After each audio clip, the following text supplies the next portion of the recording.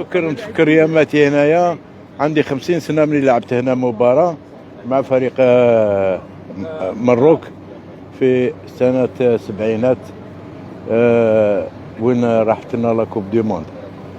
هنايا كان في هذاك الوقت كان غزواني، كان علال، كان باموس، ومباراة واحدة في ستاد جديد اللي نسيت اسمه ولا غير نسيت اسمه، عندها 50 سنة، وين كان عبد الله، كان هادو تاع زمان. يا اخي نتفكر شبابي هنايا، لانه وجوه سيامات يعني كما لازم الحال لاباس بهم.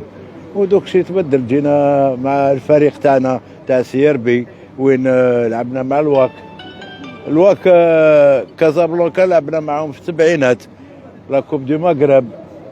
وكان هذاك الوقت كان عبد القادر هو اللي كان حارس المرمى. واليوم رانا في بلادكم، وان شاء الله نديروا نتيجه شابه، وبارك الله فيكم والله يجازيكم. شكرا.